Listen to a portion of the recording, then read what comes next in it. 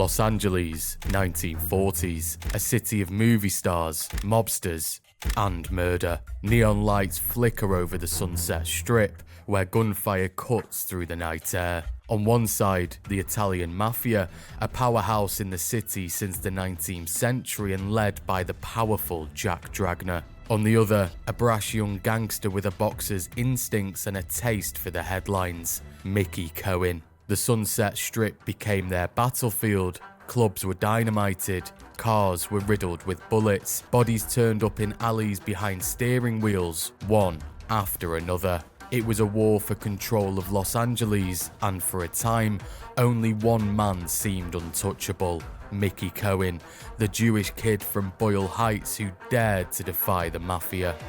Originally, this video was just going to be about Mickey Cohen, but the struggle between him and the Mafia for the control of Los Angeles and the way that he defied pretty much every Mafia member that he came up against, Bugsy Siegel, Jack Dragner, etc., was just too much of a story in itself that it had to take centre stage along with Mickey's biography. So this is kind of two videos in one. It's the story of Mickey Cohen's unbelievable life and the story of his Jewish mob's war with the Italian Mafia for the control of Los Angeles. I hope you enjoy.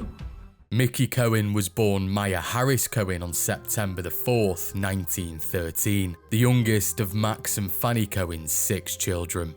They were Jewish immigrants from Kiev, the capital of modern-day Ukraine, who had fled the grinding poverty and anti-Semitism of the Russian Empire. Like tens of thousands of Jewish families escaping the violence and political upheaval that ravaged Eastern Europe in the early 1900s, the Cohens left their homeland with little more than the clothes on their backs, unable to speak a word of English but carrying the hope that America might offer what Europe had denied them: safety, dignity, and the chance to build a life free from fear. They landed in New York City, joining the tide of Eastern European immigrants who filled the crowded tenements of the Lower East Side and Brooklyn. The family eventually settled in Brownsville, a working-class neighborhood that by the time of Mickey's birth had become one of the most densely populated Jewish communities in America. The streets of Brownsville were lined with pushcarts, tenement blocks rose like brick canyons, and Yiddish filled the air as much as English. Many families, like the Cohens, struggled to adapt to a new culture while holding on to their traditions, their synagogues, and their sense of identity.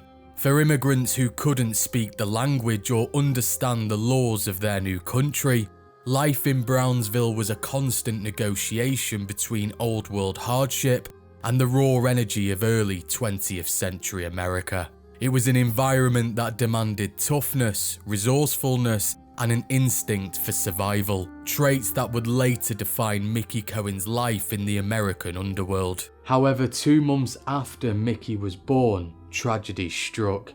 His father Max passed away suddenly in November 1913, leaving Fanny widowed and alone with 6 children to care for. Mickey never got the chance to know his father, but would later describe him as a God-fearing, hard-working man, the sort of figure that became mythologized in his mind more than remembered. With no prospects and no husband to provide, Fanny made a decision that would shape her family's future. In 1915, she left Brooklyn for Los Angeles, then a young and rapidly expanding city on the opposite coast. Los Angeles in the early 20th century was transforming from a modest western town into a sprawling metropolis. Founded in 1781 by Spanish settlers as El Pueblo de Nuestra Señora la Reina de Los Angeles, which translates to the town of Our Lady the Queen of the Angels, the city had begun as a remote outpost of New Spain, built along the fertile banks of the Los Angeles River. Over the following century, it changed hands from Spanish to Mexican, and finally to American control after the Mexican-American War in 1848.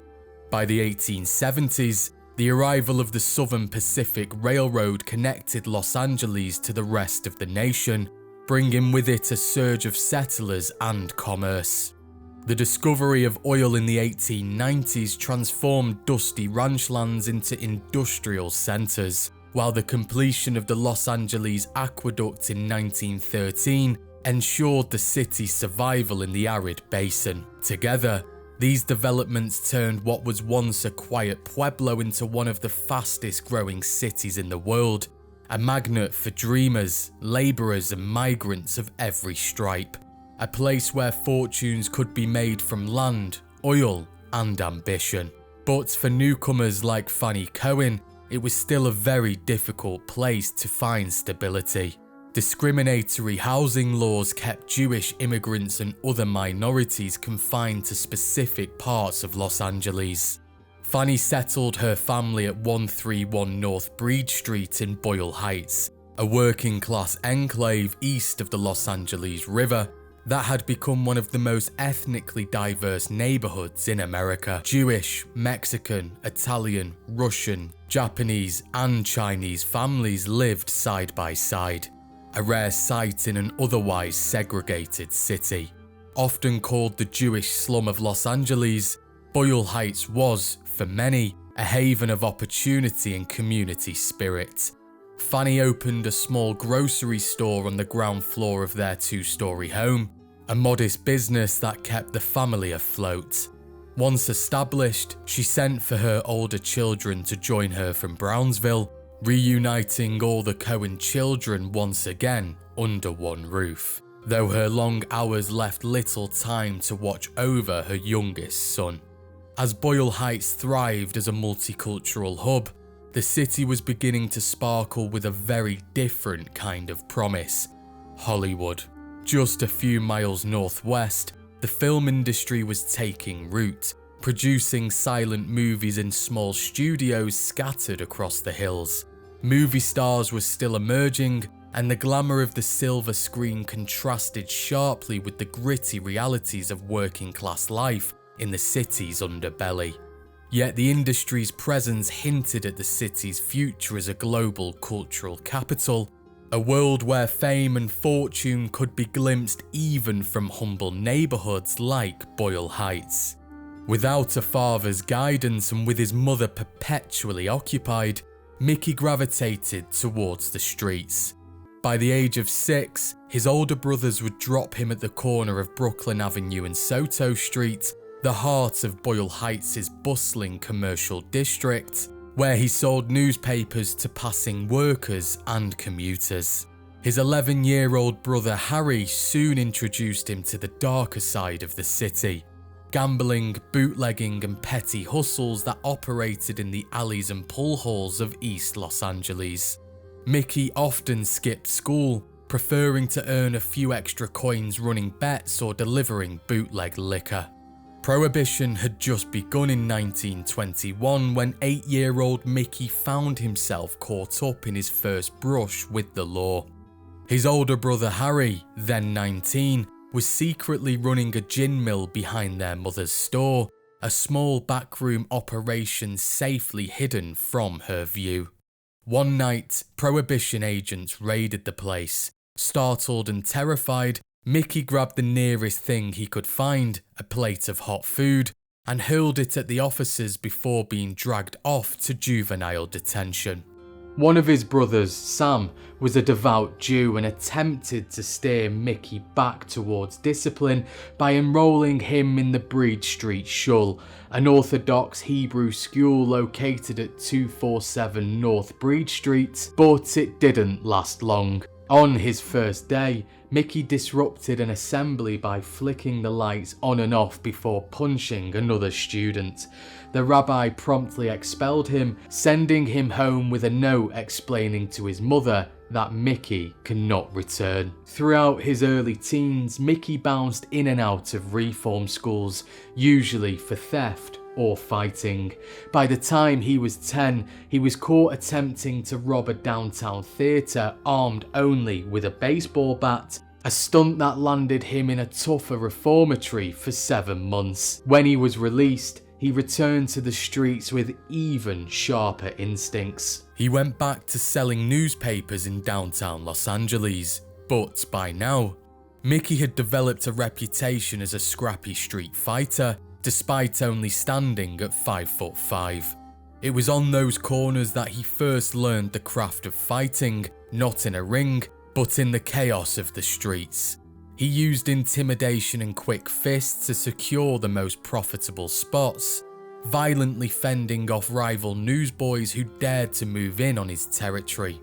Before long, everyone in Boyle Heights, and even across downtown, knew Mickey Cohen as the tough paperboy who always got the morning edition out first, backed by a small but fiercely territorial gang that protected his corners and his reputation. By the age of 11, Mickey had put those quick fists to use somewhere other than the street corners, stepping into the ring for amateur bouts across Los Angeles, and at 13, he won the city flyweight title at the American Legion Newsboys Championship.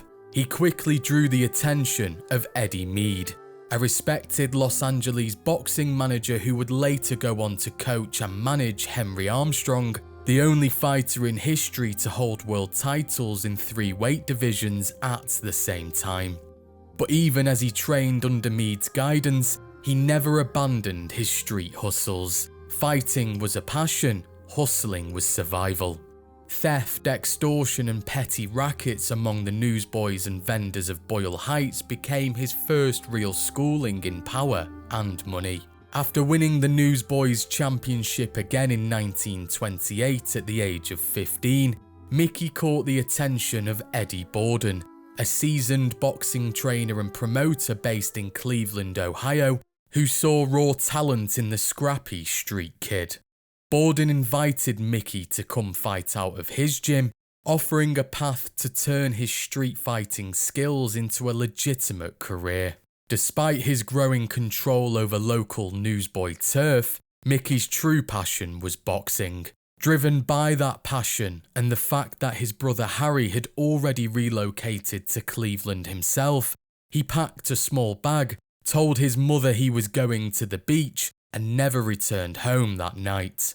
Hitchhiking east, he rode the rails with hobos and drifters, sleeping under bridges and freight cars as he crossed the country. The journey was perilous, but it suited his restless, rebellious nature. Once in Cleveland, Mickey trained seriously under Borden, eventually fighting professional as Irish Mickey Cohen, because Irish boxers got more bookings than the Jewish or Italian ones. Between bouts, he took small jobs for bookmakers and bootleggers, learning the mechanics of gambling, enforcement, and organised crime. It was in Cleveland's tough neighbourhoods that Mickey Cohen's next chapter truly began. The chapter that would transform a streetwise kid from Boyle Heights into one of America's most notorious gangsters. By the time Mickey Cohen had settled in Cleveland, Prohibition and the Roaring Twenties were in full swing. Across the United States, the 18th Amendment had outlawed the manufacture, sale and transport of alcohol, a decision meant to purify society, but one that instead fueled an era of extraordinary excess and corruption. It was the age of jazz and speakeasies, of flappers, bootleggers and backroom deals. Cities pulsed with energy and indulgence. Champagne flowed in hidden nightclubs while police turned a blind eye, often for a price. The same decade that celebrated prosperity and modernity also birthed America's criminal empires. Behind the glittering surface of urban nightlife, a vast underworld was taking shape. Bootleggers, smugglers, and gangsters worked together to feed an insatiable public thirst for liquor, and in the process, they built underground networks that rivaled legitimate industries. From New York to Chicago, and from Detroit to Cleveland, organised crime was no longer operating in the shadows, it was defining the character of the cities themselves. Cleveland, separated from Canada only by Lake Erie, where alcohol was still legal, became one of the most strategic hubs in the smuggling network. Shipments of whiskey and rum flowed across the border under the cover of darkness, ferried by small boats and trucks that would fan out through the Midwest. The profits were staggering, and with that money came power, corruption, and bloodshed. By the late 1920s, the city's criminal underworld was locked in a violent struggle for control. On one side was the Jewish mob headed by Mo Dalitz and Louis Rothkopf, and on the other stood Italian leaders like the Milano brothers, Frank and Anthony, who commanded the so-called Hill Mob, which was Cleveland's answer to the Mafia. Eventually though, what set Cleveland apart was that its new generation of gangsters, both Jewish and Italian, realised that cooperation was far more profitable than competition. Much like the rival mobs were doing in New York, Dalitz and the Milanos forged a quiet understanding. Together, and under the protection of corrupt police officers and politicians, they built a criminal empire that controlled liquor, gambling, and a growing number of legitimate businesses across the city. Into this world stepped a 15-year-old boy from Los Angeles, Mickey Cohen. Bold, fearless, and already hardened by a childhood spent hustling on the streets of Boyle Heights, Mickey quickly began making a name for himself with his fighting skills at Eddie Boardman's gym. It was there that he first encountered Cleveland's underworld elite, men who seamlessly blended the glamour of sports with the ruthlessness of crime, where boxing and the mob often overlapped. Among them was Morris Kleinman, a former lightweight boxer turned promoter and close associate of Mo Dalitz. Kleinman saw unmistakable potential in the wiry, sharp-tongued kid from California, a scrappy determination and streetwise savvy that went far beyond raw fists. He became Mickey's promoter and arranged for him to train at one of the most renowned gyms of the era, Lou Stillman's gym in New York City. Stillman, a former private detective turned boxing trainer, ran his gym at 326 West 57th Street, the very beating heart of the boxing world. Legends like Jack Dempsey, Rocky Marciano, and Primo Carnera honed their skills there, but it was no place for the faint-hearted. Stillman carried a gun at his waist while he was at the gym and stationed 2 guards at the doors to ensure everyone paid the 25-cent admission fee to watch the fighters practice. The gym was notoriously grimy. Patrons smoked in the closed-air space, and the floors were often left unclean for years. Stillman's philosophy was brutal but deliberate. The golden age of prize fighting was the age of bad food, bad air, bad sanitation, and no sunlight, he said.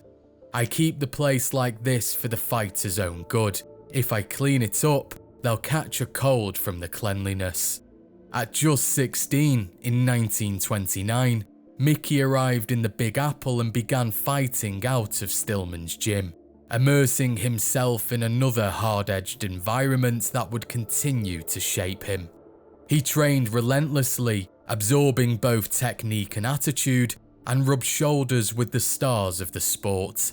On occasion, he even glimpsed Broadway legend Al Jolson among the crowd at Madison Square Garden when Stillman's fighters went to matches, a glimpse of glamour amid the grit that would define Mickey Cohen's career. They called Cohen the California Wildcat, a nod to his unhinged personality. He wore blue satin trunks trimmed in white, the Star of David proudly embroidered on the leg. But behind the confidence, Mickey remained a hustler at heart. The discipline of boxing couldn't hold him forever. By the time he turned 18 in 1931, the Roaring Twenties, an era of jazz speakeasies and wild excess, had come crashing to an end. Prohibition had been widely condemned as a disastrous experiment, and the Great Depression had devastated the nation, leaving millions unemployed and wiping out fortunes almost overnight. The few dollars he earned from fighting were barely enough to survive in this harsh new world. So after a few years in New York, he decided to move back to Cleveland, where his brother Harry and old friends were waiting for him, Mickey's interest in boxing quickly faded, and now he drifted naturally towards more lucrative and dangerous opportunities. His brother Harry was already rising up through the Jewish mob, and Mickey followed his lead. Small-time robberies, gambling house stick-ups and petty rackets filled his days. Despite his inexperience, Mickey's boldness quickly earned him both respect and trouble. His robberies began to encroach on operations controlled by the broader syndicate of the American Mafia, known as the Commission. The Commission had been founded by Lucky Luciano in the aftermath of the bloody Castellamarese War in New York City, a violent power struggle between rival mafia factions that left hundreds dead and threatened the stability of organised crime. Luciano's solution was a governing council of top mob bosses, designed to mediate disputes without bloodshed and allow the mafia to operate more efficiently. By the 1930s, the Commission ensured that conflicts were settled with negotiation rather than murder, helping the mafia become the powerhouse it would remain for decades. One day, Mickey and his crew hit a gambling operation in Cleveland owned by Stefano "The Undertaker" Magaddino, the powerful crime boss of Buffalo who held a seat on that very same mafia council. Magaddino wasn't just any mobster, he was a man dubbed "The Undertaker" by his own comrades, a nickname earned in a world where hundreds of bodies littered the streets and his peers were infamous for their bloodlust. When word of the robbery reached him, Mickey was summoned to meet the old Don.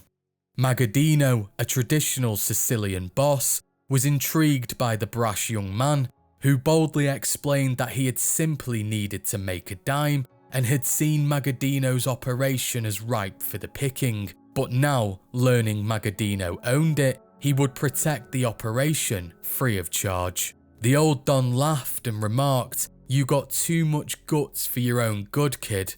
The meeting and the offer to protect the gambling operation free of charge spared Mickey's life, and now his arrangement with Magaddino was something that attracted the underworld hierarchy of the city that he currently called home.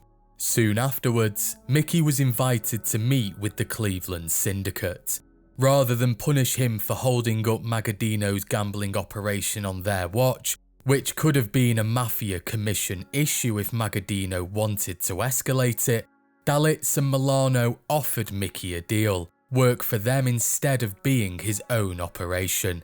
And so, at 19, Mickey Cohen joined the payroll as an enforcer under Anthony Milano, one of the most respected figures in the Cleveland Syndicate. It was the first time Mickey truly entered the orbit of the American mob, a relationship that would remain important for the rest of his life. Under Milano, his reputation quickly grew.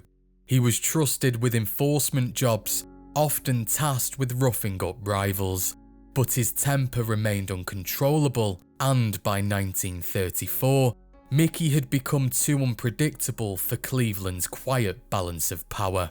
The decision was made to send him elsewhere, somewhere where violence was tolerated more, to the most violent city in America, Chicago. By then, Al Capone's reign had ended.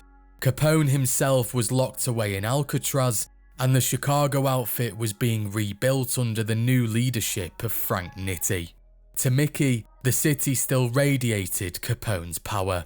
He admired Capone deeply and even mimicked his dress sense, sharp suits, wide ties, and felt hats tilted just so. Soon he was introduced to key figures in the outfit, including the man who looked after the near west side of Chicago for Capone during his reign, Dago Lawrence, fellow Jew and the outfit's financial wizard, Jake Greasy Thumb Guzik, and even Capone's brothers, Ralph and Matty. With their permission, Mickey opened a poker game in the Loop, Chicago's bustling business district.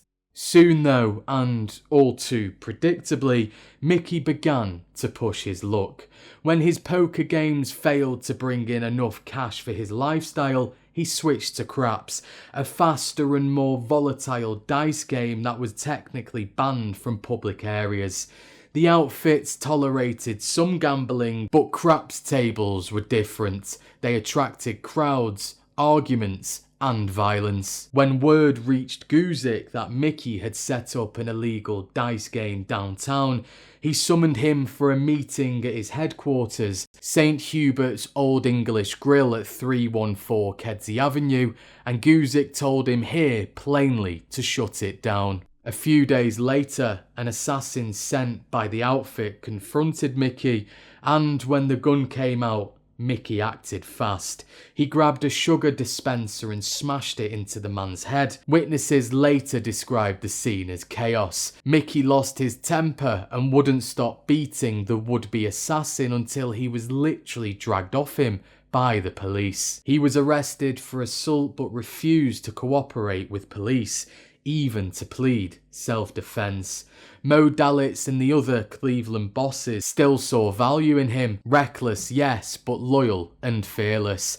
They arranged for his release and gave him simple instructions: go home. And so, after nearly a decade on the road from Los Angeles to Cleveland, from New York to Chicago, Mickey Cohen boarded a train and headed west, back to Los Angeles. It was the city that had shaped him as a boy, and now it was the city where he would finally become the gangster that he was always destined to be. Mickey returned to Los Angeles in 1937, stepping off the train with a keen eye and a mind sharpened by years spent navigating and pushing his luck in some of America's most mob-controlled cities, where organised crime dictated both the streets and the opportunities within them. Immediately, he recognised that the city's criminal landscape was unlike Cleveland, New York or Chicago.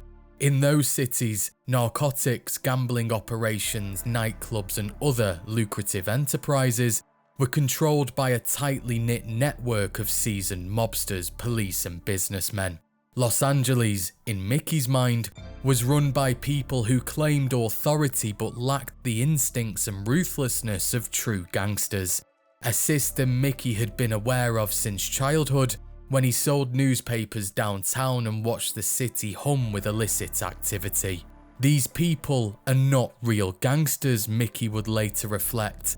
They looked the part, but they played small, and Mickey was determined to play big. Like in Cleveland, the Los Angeles underworld was shared in a cooperative syndicate by the Jewish and Italian mobs. The man who dominated the Italian half was Jack Dragner, an old-school Sicilian mob boss with ties to Tommy Lucchese, the head of the infamous Lucchese crime family, and a man who had a seat on the commission. Dragner's crew was called the Los Angeles Crime Family, and his friendship with Lucchese gave him a foothold in the prospering underworld that Lucky Luciano had crafted, but his influence was limited. Unlike the bosses on the East Coast, Dragner's power was more symbolic than substantive. He could make demands, run local rackets, and command respect within his territory in Los Angeles, but he lacked the reach and decisiveness that defined a true mob boss. That's because in 1935, whilst Mickey was still in Chicago, the Los Angeles underworld had experienced a shake-up that would redefine its hierarchy. In that year, Benjamin Bugsy Siegel arrived in the city, the man who would transform Mickey's life. Named Bugsy because he was crazy as a bedbug, Siegel was a childhood friend of Lucky Luciano, one of the most feared killers in the country, and absolutely untouchable given his role in ending the Castellamarese War and his standing within the American Mafia. Bugsy was sent to LA to escape a murder charge back in New York and was simultaneously tasked with infiltrating Hollywood and organising the criminal landscape in LA. Despite Jack Dragner's nominal control over the City of Angels, the commission in New York deemed his family inefficient. They believed Dragner's LA operations were failing to fully exploit the city's opportunities in Hollywood, gambling, narcotics and prostitution. Siegel's arrival was designed to change that, ensuring the city maximised its criminal potential.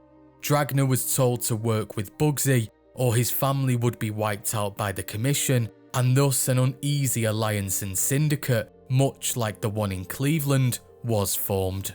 At this time, Los Angeles itself was undergoing a political and social transformation. Prohibition had ended in 1933, but the city remained a place where vice flourished. Gambling was semi-legal in private clubs, Hollywood was deeply entwined with corruption, and the Sunset Strip emerged as the epicenter of bootlegging, bookmaking, and high-end nightlife. Jack Dragna controlled much of Sunset Strip, enforcing bootlegging and bookmaking rackets, while Siegel managed union services, gambling ships off the California coast, and other enterprises critical to the Commission's income. He also quickly embedded himself in the centre of Hollywood's glittering but increasingly mob-connected scene. In Hollywood, Siegel was known as Ben, not Bugsy, and was seen as a wealthy, charismatic playboy and sportsman, blending effortlessly into the dazzling social scene. Yet most knew that this polished exterior was a facade. Ben was someone you didn't mess with, unless your name was Mickey Cohen and you were completely fearless. Tasked by the Cleveland bosses who arranged his release in Chicago to make contact with Siegel upon arrival, Mickey ignored their instructions entirely. He returned instead to his habitual criminal pursuits, robbing establishments, buying fine clothes, and frequenting nightclubs. Bugsy was not part of his immediate plans.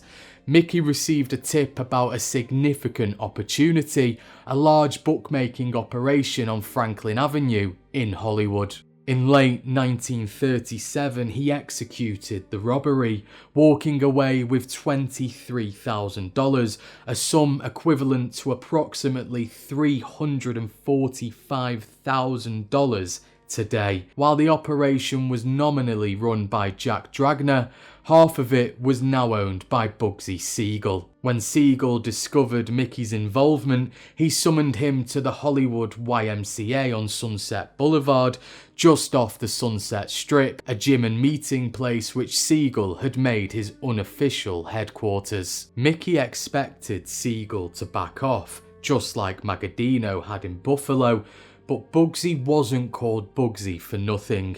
He flipped the table and drew for his gun.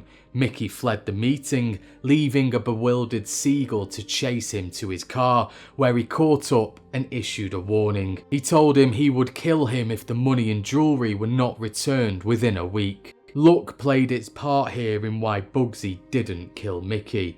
Bugsy had only been in LA for 2 years and he had a crew of around 10 to 15 men with him. Despite being backed by the Commission, he was still in a city he didn't know too well, which was dominated by Dragna, who didn't particularly like the Commission as they basically saw him as not a great boss, and hence that's why he didn't sit on the Commission.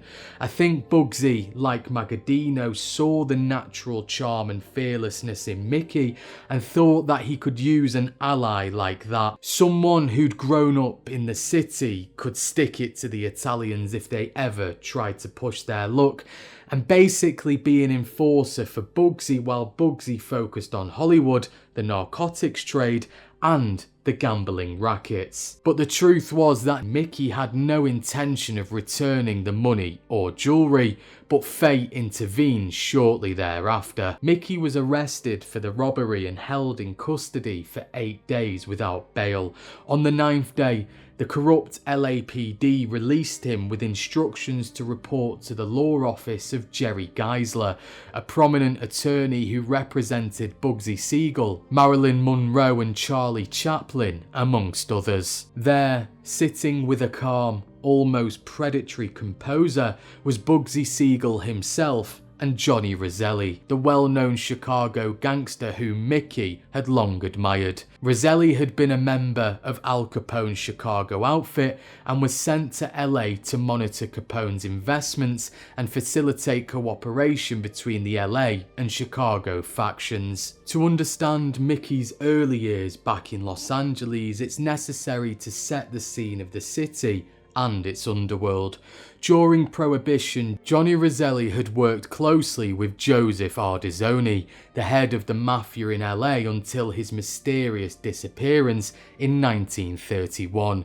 His underboss, Jack Dragner, took control the very next day. Ardizoni was legally declared dead 7 years later, though many believe that Dragner and Roselli had eliminated him after a commission meeting because Ardizoni had failed to assert full control over the city. Dragner also lacked the knack though to assert full control over the city, hence why Bugsy was sent. By 1937 the syndicate in LA was thriving, but as I've said, Bugsy did want an ally, and Siegel understood Mickey's admiration for Capone, and that's why Roselli, and not Dragner, was present in Geisler's office, ensuring that the meeting remained strictly professional. Neither Roselli, Siegel nor Mickey needed to resort to violence. They had bigger plans. Bugsy explained that he wanted Mickey to join the LA syndicate at a level higher than he had ever achieved in Chicago or Cleveland, working directly under Bugsy, his fellow Jew. Despite Mickey knowing Dragner had no business being at the top of the LA underworld with Bugsy, much like the commission thinking, Mickey's eyes lit up at the offer and he returned the money and jewelry immediately, earning Siegel's reluctant laughter. "I think you belong in a mental institution, Mickey," Siegel told him. Yet, like many others, Siegel also recognised potential in the young, fiery Jew, a talent that could be moulded into something formidable. Now working under Bugsy, Mickey observed and soaked up like a sponge, learning how Bugsy navigated two worlds. In New York, Siegel was feared as a violent, unstoppable gangster, but in Los Angeles, he presented himself as a polished socialite. He mingled at Hollywood parties, belonged to the exclusive Hillcrest Country Club, where the Jewish aristocrats of Hollywood were a permanent fixture, and was welcomed by studio heads and actors alike. Despite the glamour, Mickey's respect for Siegel was rooted in his authenticity. Unlike Dragner or his minions that Mickey thought were masquerading as gangsters, Siegel had earned his reputation the hard way, through muscle work, robberies, and killings. Mickey would later recall, "I found Benny to be a person of brilliant intelligence. He would look right through you. He commanded 1000% respect all of the time, and he got it. He was tough, he came out the hard way, he'd been through it all." Siegel also took the time to mentor Mickey, offering candid advice. "You're a gutsy kid, Mickey, but you need finesse and polish, or you're going to end up as muscle for the rest of your life. You have the ability that, if used properly, could put you on a completely different scale, Mickey. Learn from me." And for the next few years, Mickey did. By 1938, the near-fatal car bombing of private investigator Harry Raymond, who was working for anti-corruption campaigner Clifford Clinton, exposed a web of corruption within Los Angeles Mayor Frank Shaw's administration and the LAPD. Clinton, a crusading restaurateur and reformer, had founded the Citizens Independent Vice Investigating Committee, a grassroots movement that challenged City Hall's protection of gambling, prostitution, and police kickbacks. Most notably exposed was James Two Gun Davis, who openly supported Nazi ideology and anti-Semitism, and because of this, someone who was on Dragner's payroll, not Bugsy or Mickey's. The scandal that followed forced Two Gun Davis to retire and triggered a historic mayoral recall election.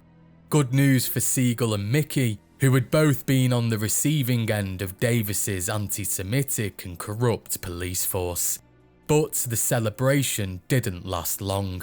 The election brought in Fletcher Bowron, a former journalist and judge who ran on a promise to clean up Los Angeles once and for all.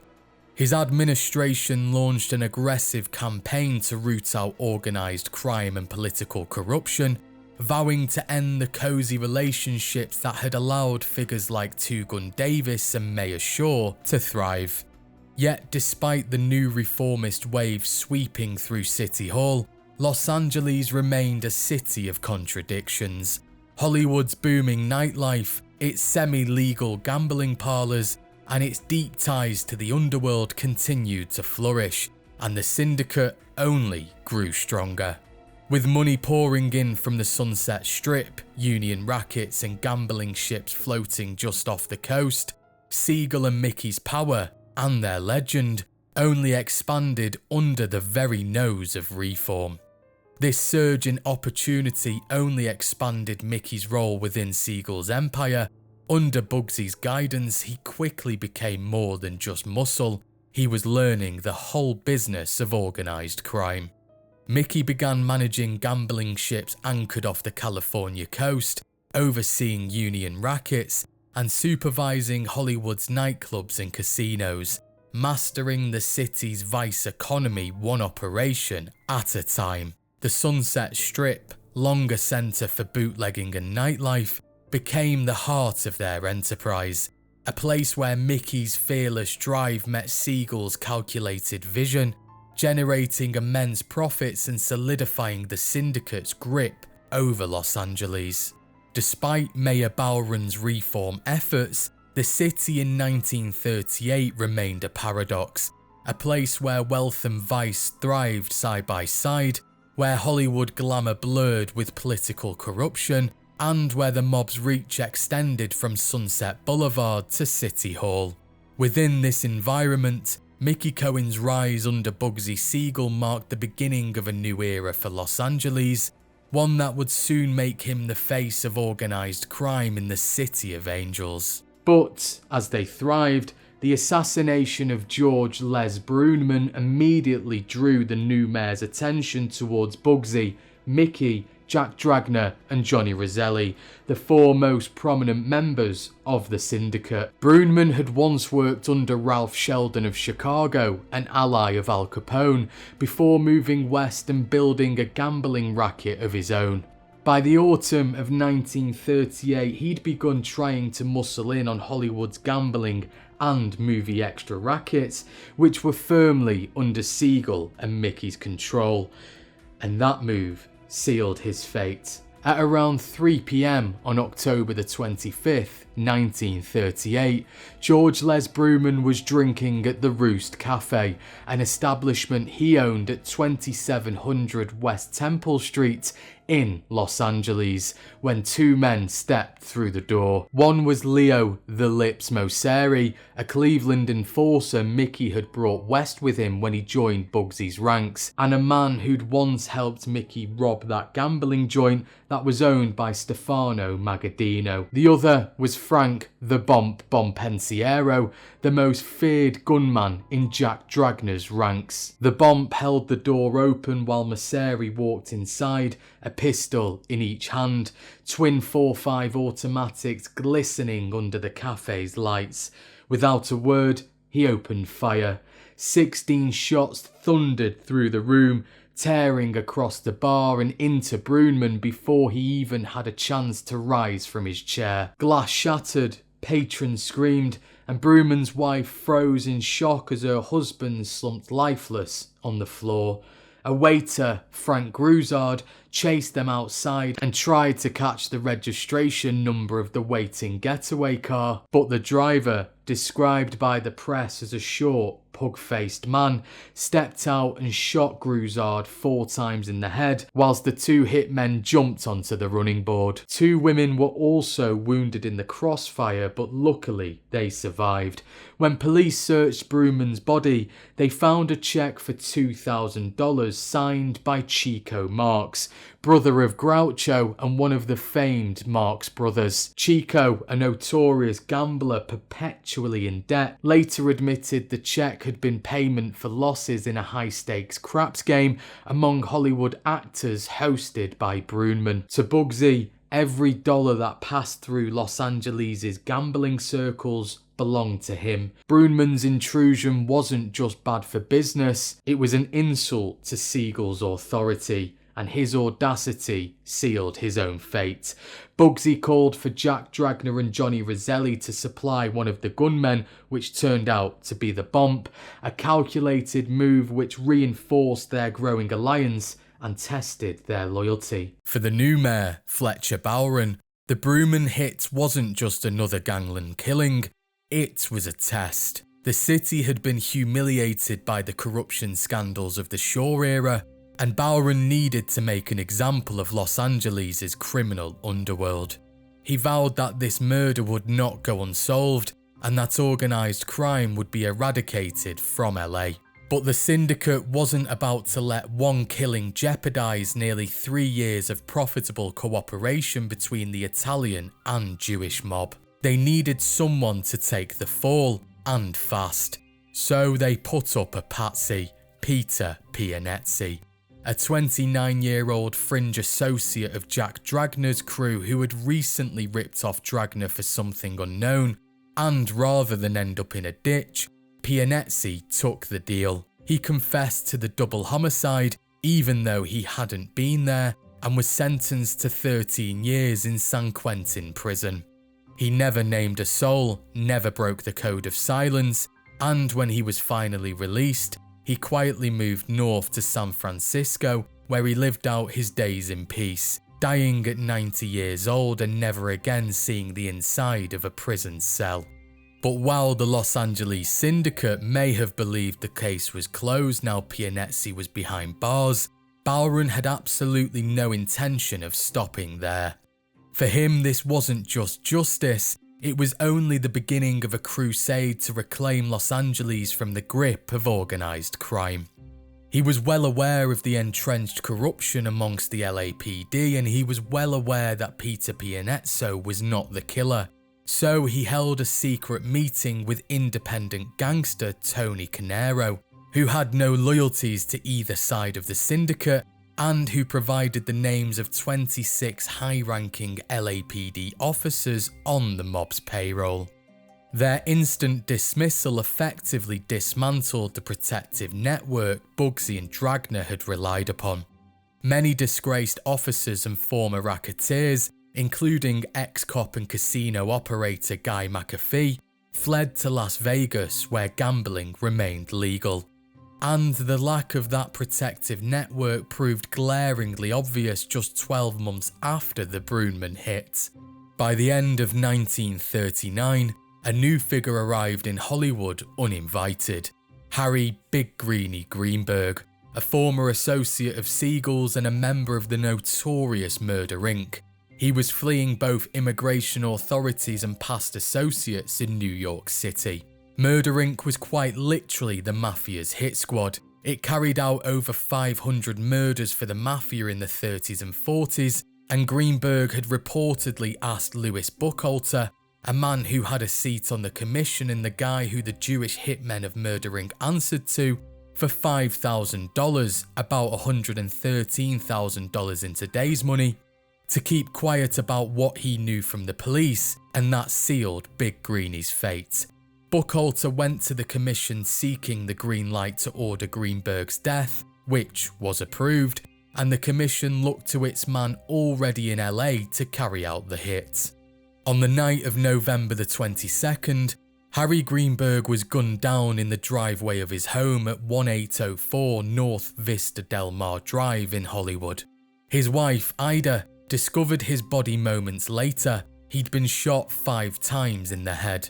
Prosecutors alleged that the killers were Bugsy Siegel, Whitey Krakow, a killer-for-hire member of Murder Inc. and the brother of Siegel's wife, Esther Krakauer, and Frankie Carbo, one of the most feared Murder Inc. hitmen and a boxing promoter. Siegel had led the crew to Greenberg's house and drove one of the getaway cars, while Carbo had pulled the trigger. It was the first time an East Coast gangster had been assassinated on Los Angeles soil, and it was proved to Mayor Bowron that he wasn't merely fighting local hoodlums, but an entire city district poisoned by the long reach of America's national crime syndicate. The repercussions were immediate. Abe Relis, a fellow member of Murder Inc. who had turned informant to save himself from the electric chair, implicated Siegel directly in Greenberg's murder, placing him in the crosshairs of the law for the very first time. Relis's testimony had already sealed the fate of two of his closest friends, Pittsburgh Phil Strauss and Bugsy Goldstein, both prolific contract killers, sending them to Old Sparky, the electric chair at Sing Sing Prison.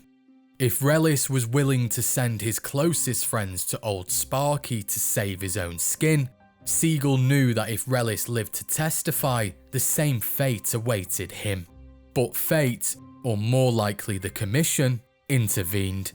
On November the 12th, 1941, Abe Relis fell to his death from the 6th floor of the Half Moon Hotel in Coney Island, whilst under 24-hour police protection from 5 New York detectives. The press dubbed him the canary who could sing but couldn't fly. With Relis dead, the prosecution's case collapsed and Siegel was acquitted in January 1942 due to a lack of evidence. The trial had drawn enormous public attention, and Mayor Bowron wasted no time placing Siegel under relentless surveillance. It was no exaggeration to say that Bugsy couldn't even take a piss without the LAPD knowing about it. As the pressure closed in on him, it created new opportunities for his protege, Mickey Cohen. Confined by the constant watch of law enforcement, Siegel rarely left his mansion at 810 North Linden Avenue, a lavish estate where he entertained Hollywood's elite and the Hillcrest Country Club set. But with his movements restricted and his influence waning, it became clear that he could no longer personally oversee the Commission's operations in Los Angeles. Into that vacuum stepped Mickey Cohen, eager and unafraid, plunging headfirst into the high-stakes world of narcotics, gambling, and organised vice that would soon define his reign. Unlike his early career, which revolved around street-level robberies and high-risk heists, this new path demanded a combination of precision, cunning and diplomacy, skills he had been honing under Bugsy's mentorship. He needed to understand not just the mechanics of betting, but also how to manage people, handle disputes, and maintain the delicate balance between the law, the police, and the criminal underworld. During this period, Eddie Mead, Mickey's former fight manager, introduced him to Two Gun Davis's replacement, the new LAPD Chief of Police, Clemens Horrell. Despite being personally vetted and interviewed by Mayor Bowron himself, Horrell proved to be every bit as corrupt as Two Gun Davis, only far more discreet. Under his leadership, payoffs were handled quietly. Only LAPD captains received envelopes, while beat officers were simply instructed to look the other way if they wanted to keep their jobs. Unlike Davis's wide-open system, there was less cash changing hands, which meant less of a trail and more money for those who truly mattered. It was exactly how Mickey liked it. The connection would prove invaluable. Once Horrell consolidated his grip over the LAPD, Mickey found himself under a new kind of protection, one that could shield his growing operations so long as he kept the right people paid. With Horrell's men now effectively under his control, Mickey launched his first gambling venture, a high-stakes card game at the intersection of Santa Monica Boulevard and Western Avenue, inside a small cafe visible on the left of this photograph. The game took off quickly, drawing a steady stream of regulars and earning Mickey a reputation as someone who could run a profitable table without trouble. But Los Angeles law enforcement was still a patchwork of departments, rival divisions that often acted independently and without communication. When the detectives from the robbery homicide division stayed an unannounced raid without informing the Hollywood Vice Unit, the operation was abruptly shut down. That raid made it clear that even with police protection, the city's shifting alliances and fragmented loyalties could bring everything crashing down overnight. Undeterred, Mickey pivoted. Bugsy introduced him to a smart, well-connected associate of his named Alan Smiley, and together they launched a second venture, a bookmaking operation hidden in the attic of the Stratford coffee shop at 758 South Rampart Avenue. Smiley had come west from New York under Siegel's orders, and the two quickly found common cause. At first, their little setup was chaotic. They struggled to record bets accurately, calculate odds, and keep cash flowing without losing track. Mistakes were constant, and every slip-up threatened to expose them. But in that cramped attic, Cohen and Smiley learned the fundamentals of bookmaking the hard way. It became their classroom, a place where they experimented with systems of record keeping, client management, and discipline. Over time, those lessons shaped Mickey into one of the most capable gambling operators Los Angeles would ever see. Amid these professional developments, Mickey's personal life also took a major step forward. On October the 15th, 1942, he married Lavonne Weaver after 2 years of courtship. The wedding was a small, intimate affair attended by a few close friends. His best man was William Zivotofsky, a bookie who worked for Cohen in Cleveland and who had followed him to LA. William was known in the Cohen mob as Stumpy Zevon, who would legally change his last name to Zevon to throw off authorities, and in 5 years' time go on to father Warren Zevon, the famed rock and roll singer. Also present at Mickey's wedding were the key figures of his ever-expanding mob. With Bugsy spending less time in Los Angeles under the weight of constant police surveillance, Mickey had effectively inherited part of Siegel's operation, including several of his most trusted enforcers, while surrounding himself with his own loyal men. To maintain control of the Jewish side of the syndicate, Mickey needed a crew of his own that could keep the Italians at bay if they ever tried to push their luck. The press began referring to Mickey's outfit as the Siegel-Cohen crime family, a partnership that symbolised the union between Bugsy's East Coast finesse and Mickey's West Coast muscle. Among his ranks were familiar faces from Cleveland and Chicago, as well as veterans of Siegel's outfit who had transitioned into Cohen's command. Chief among them was Neddy Herbert, Mickey's personal bodyguard and chief enforcer, a man who had once performed the same role for Siegel back in New York. But with Bugsy now housebound and the police doing Neddy's job for him, Neddy's focus in Los Angeles shifted entirely to Mickey, shadowing him everywhere and ensuring that his new boss was never unprotected. Then there was Jack the Enforcer Whalen, someone who Mickey had known since the newsboy days. He was also a Boyle Heights native and after serving 2 years as a pilot in World War II, had come back to LA and joined Cohen's crew.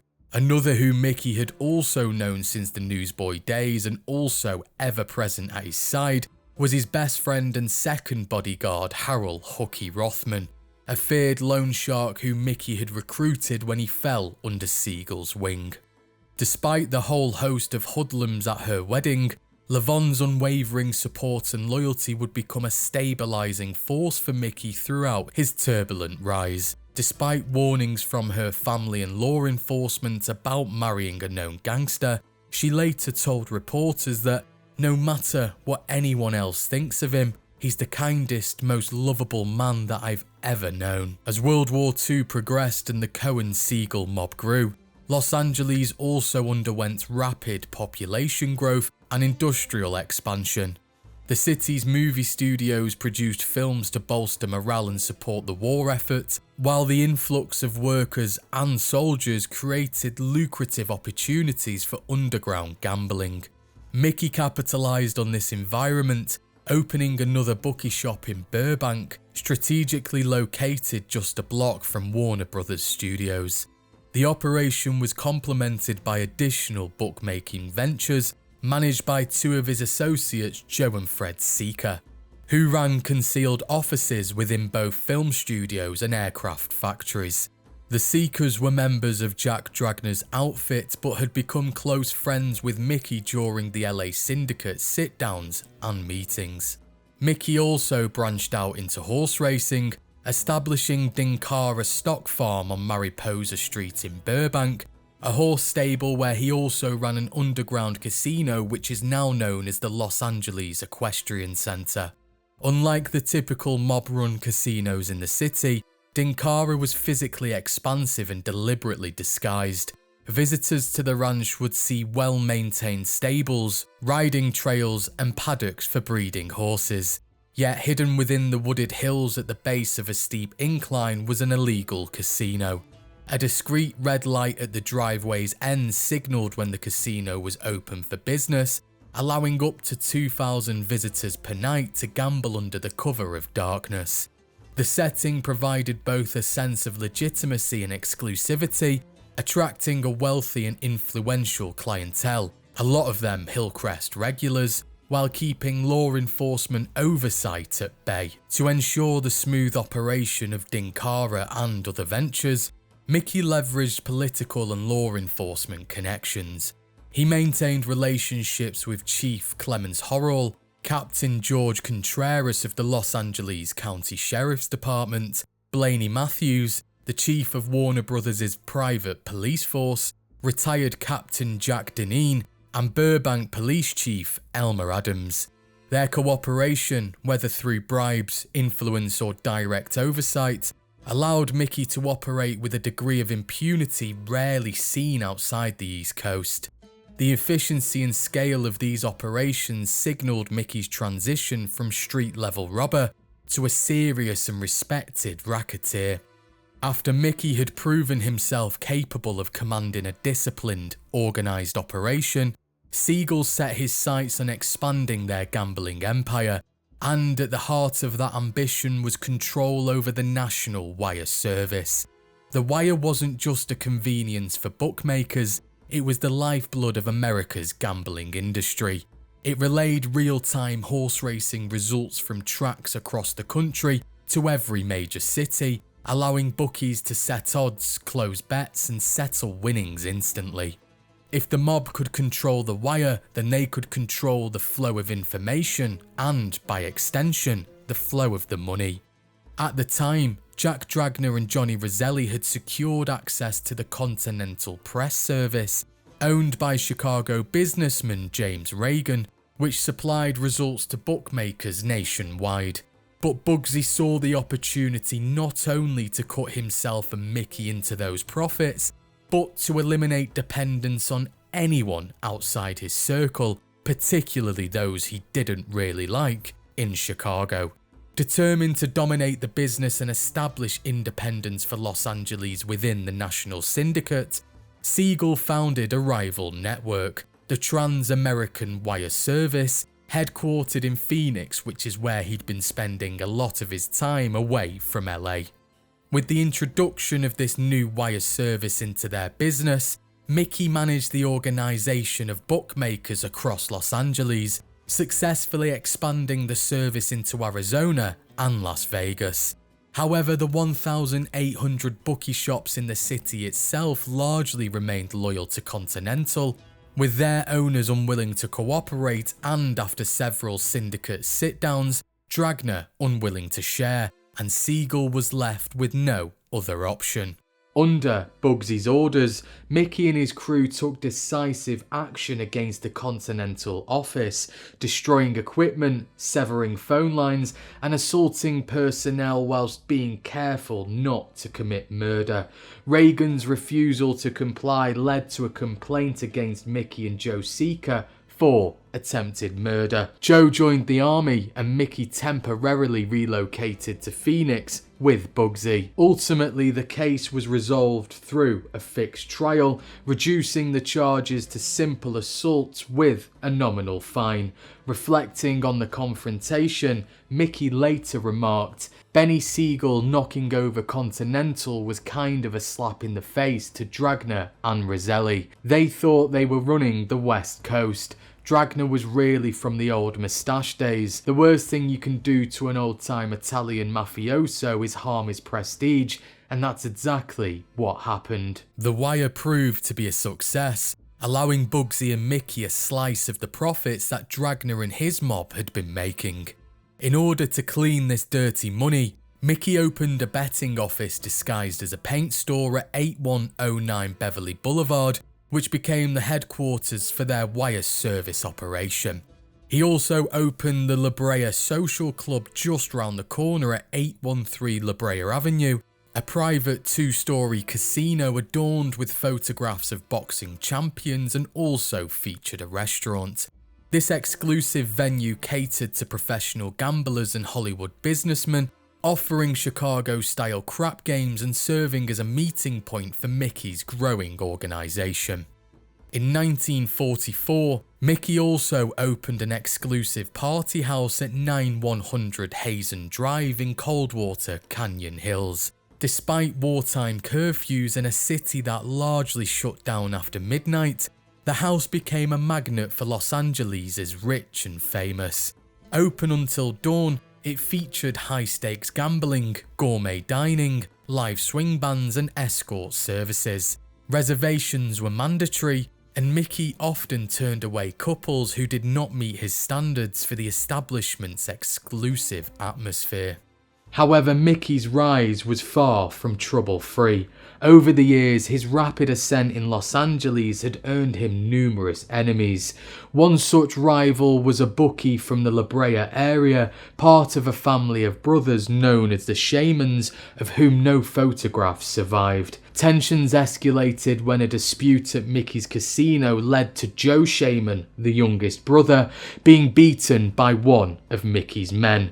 This incident planted seeds of vengeance. On May the 16th, 1945, Max Shaman, the elder brother, arrived at Mickey's paint store front seeking revenge, armed and furious. The confrontation ended violently with Mickey murdering Max Shaman. Mickey was arrested, and according to the California Crime Commission, the record shows that on May the 16th, 1945, Mickey shot and killed Max Shaman in the office he maintained as a front for his fast-growing bookmaking operation. They finished the report by saying that there were no witnesses. The killing immediately attracted the attention of Frank Costello, the so-called Prime Minister of the underworld, who understood the wider implications for organised crime. Costello personally intervened, hiring the legendary attorney Jerry Geisler, whose office had already served as the base of Bugsy, Roselli and Mickey's meeting, to represent him. Known as the Magnificent Mouthpiece, Geisler skillfully argued that the shooting was in self-defence, and Mickey was ultimately cleared of all charges. Though the incident could not be entirely hidden due to the store's location on a busy boulevard, it marked a defining moment in Mickey's rise. From that day on, many in Los Angeles began to regard him as virtually untouchable. By 1946, violence in Los Angeles was continuing to escalate, and Hollywood became a focal point. Major union strikes erupted at the gates of Warner Brothers, while similar clashes broke out in Culver City outside MGM Studios. Each union accused the other of calling in underworld figures to support their cause, and street-level chaos spilled into the public eye.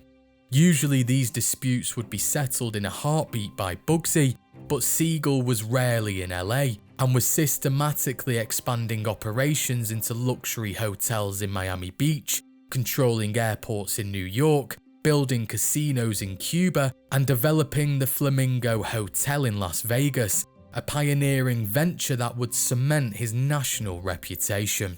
Siegel's looser presence in the city meant that Mickey's influence wasn't as absolute as it was when Bugsy was around, and truth be told, others sensed this. Across Los Angeles, independent bookies had begun to emerge, and one of those men was Paulie Gibbons. At around 2:30 AM on May 2nd, 1946, Gibbons returned to his home at 116 North Gale Drive in Beverly Hills, just off Wilshire Boulevard. After parking his expensive sedan, he began crossing the street when a car pulled up carrying 3 gunmen. 2 of them stepped out and pumped 5 bullets into the small-time bookmaker. Gibbons staggered a few steps and then collapsed. One of the shooters approached, lifted him into a kneeling position, and as Gibbons screamed, "Don't kill me, please don't kill me, help, help," the gunman calmly fired 2 more shots into Gibbons's head before returning to his car, a black sedan, and driving away at a leisurely pace. The shooters were Hooky, Neddy, and Mickey himself. They were arrested the very next day but never charged. 3 days later, Mayor Bowron attended Gibbons's funeral on May the 5th, observing the crowd to see who might show up. A box of roses was delivered during the service, bearing a card that read, "To my pal." When opened, the box was found to contain not flowers, but horse manure. The cruel practical joke made headlines, serving as a warning to anyone foolish enough to test the Cohen mob. But the message didn't have its intended effect. 4 months later, Mickey, Hooky and Neddy were tested again. 2 gambling operators from Chicago, Benny the Meatball Gampson and George Levinson, had arrived in Los Angeles, believing that with Siegel overseeing his Flamingo project in Las Vegas, that there was now more than enough opportunity for everyone in LA. The city's racetracks, Hollywood nightlife, wartime black markets and booming aircraft industry made it a gambler's paradise. The pair bought pastel shirts, gabardine slacks, and settled easily into the local scene, drinking on Vine Street, watching baseball games, and attending Friday night fights at the Hollywood Legion Stadium. But beneath the smiles, they had plans to carve out their own share of the Sunset Strip's prostitution, gambling, and narcotics rackets. On October the 3rd, 1946, both men were found dead outside their apartment on Beverly Boulevard, just blocks from Mickey's paint shop. Levinson lay on the floor with 3 slugs in his body, while Benny the Meatball staggered into the street shouting, "Help, help," before collapsing. He'd been hit 5 times. Witnesses saw a black sedan speeding off into the night. The police didn't know who was inside that car, but they had a pretty good idea. And as one detective later put it, Los Angeles was about to get very noisy in the months to come, and he was right. One emerging Cohen gang adversary proved to be far more dangerous and personally loathsome: Jimmy Utley. Utley ran a lucrative bingo operation and an illegal abortion ring while also secretly managing a hidden casino within the popular nightclub Florentine Gardens on the Sunset Strip. Beyond business rivalries, Utley had allegedly assaulted a young woman in his abortion parlour, and his operations, combined with his status as a police informant with strong political connections, posed a direct threat to Mickey's enterprise. Mickey decided that Utley needed to be taught a lesson, but his crew understood that the murder of a known police informer could provoke a massive backlash. So on October the 16th, 1946, Mickey and Neddy executed a carefully planned assault. They entered Lucy's, a popular restaurant directly across from the Paramount Studios on Windsor Boulevard at Melrose Avenue, blending in with the crowd by wearing Hawaiian shirts, looking every bit like unsuspecting tourists. In front of numerous witnesses, including Hollywood producers and movie stars, Mickey severely beat Utley using a pistol, while Neddy brandished another gun to ensure compliance from the crowd. After the attack, they tipped their hats in a show of casual bravado, strolled out slowly, and sped in a waiting car. Utley was hospitalised for 2 weeks but refused to identify his attackers, preserving the veil of anonymity that allowed Mickey to operate with relative impunity. But Utley was an associate of Jack Dragner, who watched from the sidelines and was furious. He vowed revenge.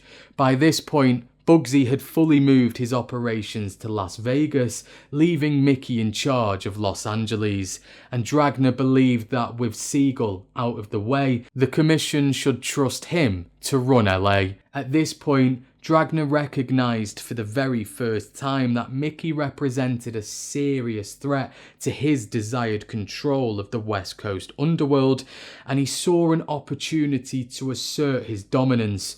So the fight for the crown of Los Angeles was about to begin. Meanwhile, Siegel's own troubles in his new home of Las Vegas were mounting. The Civilian Production Administration, a federal agency, halted construction at the Flamingo Club, launching an investigation into alleged government fraud in the hotel's construction. Siegel spent most of November 1946 in San Francisco, attending hearings and defending his project. Construction eventually resumed, but federal scrutiny intensified. Siegel faced investigations into narcotics distribution, tax evasion, draft dodging, and more, complicating his operations in Las Vegas.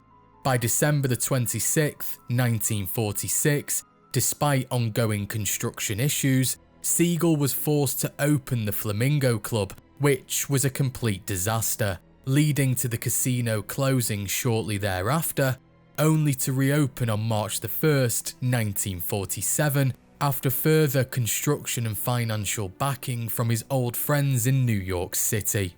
While the Flamingo issues dominated headlines, Siegel's attention was also drawn to the wire service business, where, after taking out a few rivals, Mickey had made increasingly profitable. Meanwhile, James Reagan, the head of the Continental Wire, was shot on North State Street in Chicago, presumably by someone from the Chicago outfit, as they were now muscling into the wire service as well.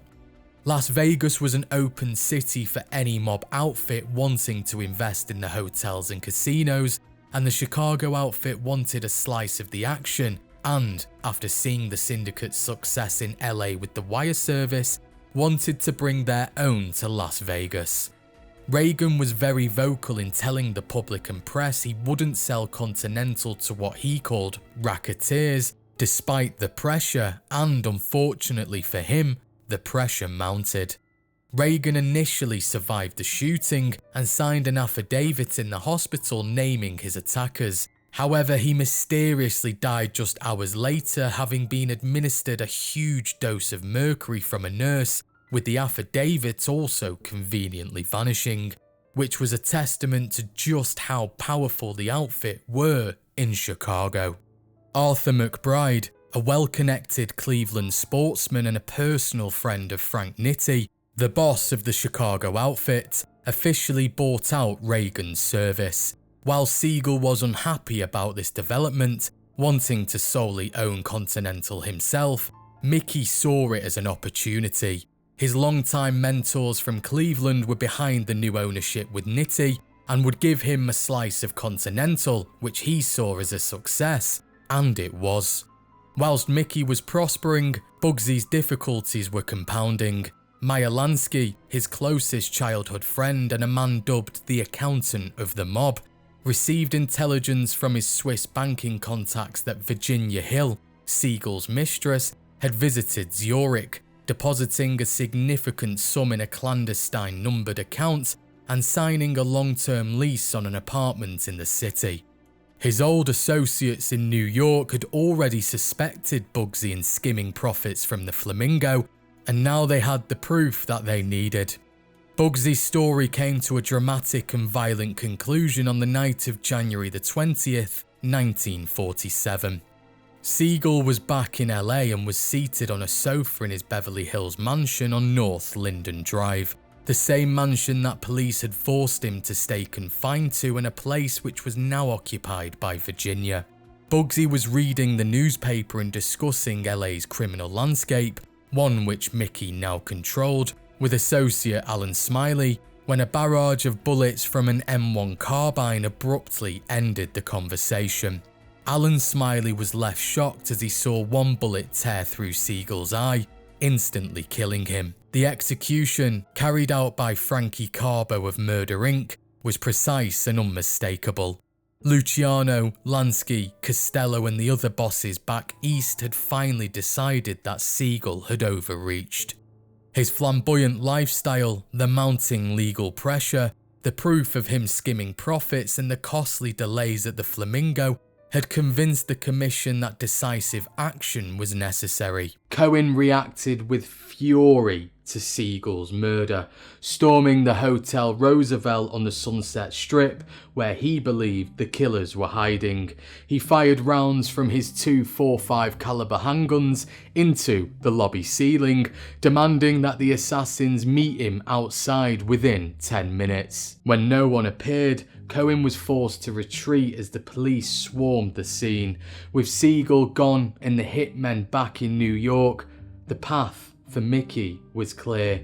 He would seize full control of LA's underworld, cementing the title that he would carry for the rest of his life, the King of Los Angeles. Following direct instructions from Meyer Lansky, Frank Costello and the rest of the commission, Mickey Cohen formally took over every operation that Siegel had left behind. He maintained an increasingly uneasy alliance with Dragna and the LA Mafia, and he also maintained his close ties with his Cleveland contacts, who now had a growing stake in Las Vegas gambling resorts, particularly the luxury hotels and burgeoning casinos that promised enormous profits. Cleveland's Tony and Frank, the retired Milano brothers, had relocated permanently to Beverly Hills, their presence unnerving Dragna, who still considered himself the dominant force on the West Coast.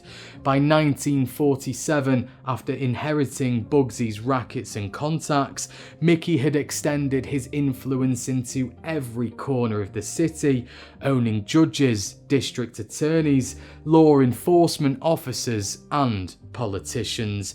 The scope of his control was unprecedented, and his reputation as an untouchable underworld figure was becoming cemented. Mickey had outgrown the paint shop, and his newest headquarters was Michael's exclusive haberdashery, located at 8804 Sunset Boulevard, right in the heart of his kingdom. On the street level, it appeared to be an elegant men's clothing store with polished wooden displays, tailored suits, and rows of fedoras. Beneath the surface, in typical Mickey fashion, lay a bustling bookmaking operation, complete with odd sheets, ledgers, and trusted staff from across the country. The Seeker brothers, Joe and Frank, were managing another of Mickey's fronts, the Savoy shirt shop at 8470 Melrose Avenue, with the bookmakers in the basement. Neddy and Hooky were tasked with managing day-to-day enforcement of all of Mickey's interests, including both of these fronts, and ensuring the loyalty of employees and the money rolled in for the Cohen mob. In the late months of 1947, Mickey's modest ranch house at 513 Moreno Drive in Brentwood was finally completed. The neighborhood was quiet and idyllic, with children riding bicycles along tree-lined streets close to the Pacific coast. The area drew businessmen, Hollywood figures, and even exiled European intellectuals, including the famed actor and director Thomas Mann. Mickey's bulldog, Tuffy, slept inside the house, and a silver-framed photograph of the dog with his master sat prominently on a table. The pet even had its own miniature bed. Inside the house, the dressing rooms were a testament to Mickey's obsessive attention to detail. Custom-made suits, check cotton shirts emblazoned with his initials, rows of fedoras, and meticulously arranged lotions, powders, and perfumes. Despite his outward bravado, Mickey was notoriously terrified of germs. He showered and changed multiple times a day, constantly washing his hands after touching any surface. The Moreno Drive house represented a dream realized, a sanctuary bought on profits of his criminal empire, but it was not as secure as he believed. Without his knowledge, the FBI had planted bugs in the house while it was still under construction, monitoring his every move. Meanwhile, Jack Dragner and Jimmy Utley were also plotting against him. Dragner began to strengthen his ranks. Johnny Roselli, a man who only had loyalty to Bugsy, not Mickey, was tasked with finding new recruits, as now Mickey had a mob that could rival Dragner's own. Mickey's mob was around 150 strong and a melting pot of Jewish, Irish and Italian gangsters, and the Dragner family was around 250 strong, all preferably Sicilian mobsters but also accepting of mainland Italians as well.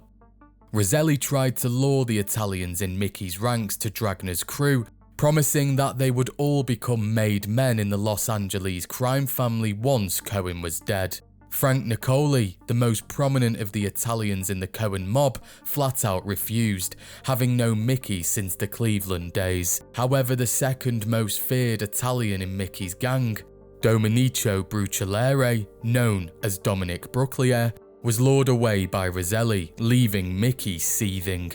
All in all, around 10 Italians from Mickey's crew defected to Dragner's, but the main threat to Cohen, who was about to join Dragner's family, did not come from LA. It came from a man who had grown up in Cleveland and had just been released from an Ohio prison, Jimmy the Weasel Fratiano.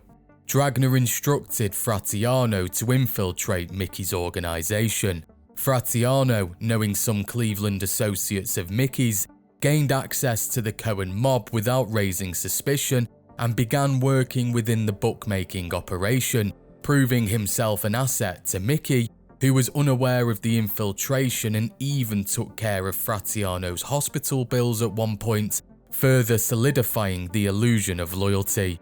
And it wasn't just Jack Dragner and the LA crime family who wanted Mickey's power quashed. By late 1947, the Los Angeles Police Department had quietly formed a secretive intelligence unit known as the Gangster Squad, led by Detective Lieutenant Willie Burns. Its creation came directly from public pressure. Los Angeles was being overrun by organized crime, political corruption, and police bribery, and the newspapers were demanding action. The squad operated out of unmarked cars, dressed in plain clothes, and used off-the-books tactics that often blurred the line between law enforcement and crime itself. Their mission was simple but dangerous: dismantle organized crime in Los Angeles, and that meant bringing down Mickey Cohen. The 8-man team worked in the shadows, staking out Mickey's nightclubs, raiding his gambling operations, and intercepting his phone calls. They weren't above using intimidation or violence either. One officer later described the unit's methods as fight fire with fire. Word of the new squad quickly reached Mickey, who found the whole idea laughable. With typical disdain, he gave them a nickname that stuck for years: the Stupidity Squad. By August 1948, the Gangster Squad had yet to make a meaningful dent in Cohen's empire, so Dragner struck first, spilling the opening blood in what would become known as the Battle of Sunset Strip. This wasn't a sudden eruption, but the violent climax of a feud that had been brewing since Bugsy Siegel's death. Now the simmering tensions exploded into an all-out war for control of Los Angeles. Mobsters, hitmen and crooked cops alike all took sides as the underworld turned the city into a battlefield, and the name Mickey Cohen became infamous across America. On August the 18th, 1948, Jimmy Fratiano, by now a trusted lieutenant in Cohen's organisation, lured his boss into a deadly trap at his haberdashery store. Fratiano brought along his wife and daughter to maintain the illusion of innocence, chatting casually with Mickey before signalling to Dragner's hitmen as he left the store that Cohen was indeed present inside. Back in the store, Mickey was in the bathroom, compulsively washing his hands, a habit born from his lifelong fear of germs, and one which would, by sheer luck, save his life. Moments later, Dragna gunmen stormed the shop. Frank Bonpensiero, wielding a sawed-off shotgun, forced Mickey's bodyguard and friend Hooky Rothman against the wall at gunpoint. As two other shooters rushed past, Rothman instinctively swiped at the shotgun and the blast tore through his face, killing him instantly. Gunfire echoed down Sunset Boulevard as Bonpensiero and the others fled, the opening shot in a turf war that would soon engulf Los Angeles. The killing dominated newspaper headlines, drawing national attention to the escalating violence that now gripped Los Angeles. Mickey was shattered by Hooky's death, but with the Battle of Sunset Strip now raging, there was no time to mourn. His network of informants soon revealed a darker truth. Two of the gunmen who opened fire that night were LAPD officers, men who were supposed to be in Mickey's pocket. Even more disturbing, Mickey's home on Moreno Drive had been broken into days earlier and his private phone book stolen. It was clear that someone inside the LAPD was working against him. Word on the street was that Police Chief Clemens Horrell, long known to accept envelopes from both sides, had begun favouring Dragna and Johnny Roselli. The same chief who once turned a blind eye to Mickey's gambling dens and nightclubs was now quietly aligning himself with the Italian faction. Cohen's protection inside City Hall had begun to crumble. Desperate to regain an edge, Mickey turned to Jim Voss, a brilliant wiretapper with deep underworld ties. Voss soon intercepted conversations exposing that Sergeant Elmer Jackson, one of the officers involved in the ambush, was romantically involved with Brenda Allen, the infamous madam who managed more than 100 prostitutes across the city. The tapes also revealed their joint operation of a lucrative call girl racket under police protection, offering Cohen the leverage that he needed. The wiretaps led to Allen's arrest, and her 1948 pandering conviction drew a 360-day sentence. But the real fallout came when the grand jury investigating her case uncovered widespread corruption within the LAPD. The scandal forced Chief Clemens Horrell to resign, ending an era of police protection for Los Angeles' underworld. He was replaced by retired Marine Major General William Wharton, a man whose wartime service on the bloody Japanese island of Okinawa promised a new, tougher approach to law enforcement in the city. Still, the reform in the LAPD didn't stop the violence. Weeks after the shop ambush, shotgun fire shattered the Brentwood house's tranquility. Bullets tore through the windshield of Mickey's Cadillac, though he remained unharmed. That evening, he was hosting a dinner for film star George Raft and returned home covered in broken glass, apologising for his dishevelled appearance. But the violence continued. In a club on Santa Monica Street, Mickey was struck from behind with an iron pipe, forcing him to flee by jumping out of a nearby window. On another occasion, an explosive device was discovered by a vigilant Neddy, though it failed to detonate. These events underscored the fragile balance of power in Los Angeles, and with blood now spilled on Sunset Boulevard, the Battle of the Sunset Strip was truly underway. In an effort to counter the negative publicity from the Battle of Sunset Strip, Mickey and his attorney Sam Ramel began a campaign of charitable giving. He donated turkeys on Thanksgiving, provided Christmas food for needy families, and gave toys and clothing to children. Newspaper publisher William Randolph Hearst urging that he not be labelled a hoodlum.